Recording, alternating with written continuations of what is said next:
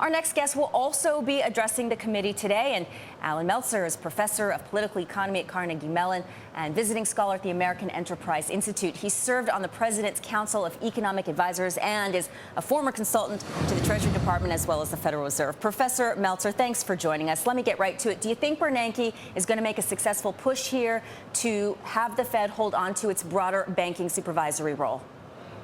Oh, he's certainly going to make a push to do that.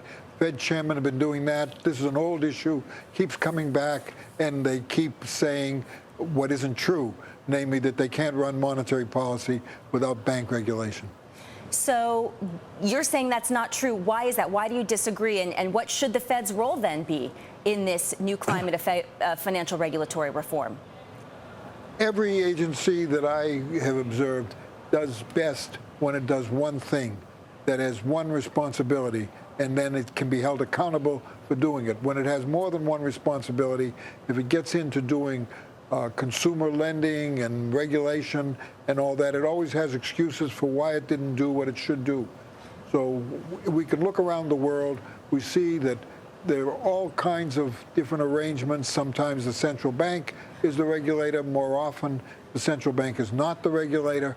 It doesn't seem to make any difference. They all have problems. And the reason for that is because they're not able usually to recognize big, sudden changes. Well, Professor Meltzer, is the question then that's going to be posed to the gentleman and perhaps even yourself today, is it necessary for the Fed to be the bank regulator? Is that the big question today? I don't think that's, I think that's a question. It's one of the questions the committee is going to be interested in, but I don't think that that's really a major issue. It doesn't seem to make any difference. I mean, think about the crises we've had. We had long-term capital management. It failed or came close to failing because of the Russian default.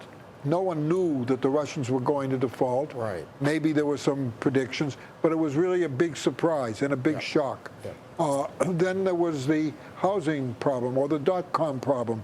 Did anyone expect the dot-coms to collapse the way they did? Right. I don't think so.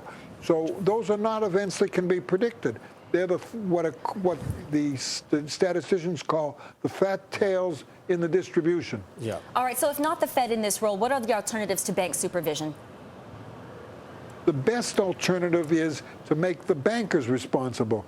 My proposal is get rid of too big to fail.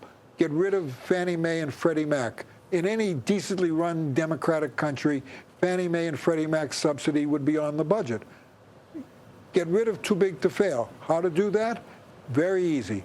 Just say to the banks that beyond a certain size, like $10 billion, for every 1% that your assets increase your reserves by more than 1%. And Professor Meltzer, unfortunately, we're going to have to leave it there. Allan Meltzer, American Enterprise Institute, professor at Carnegie Mellon, joining us from Washington. He'll be testifying on the Hill today.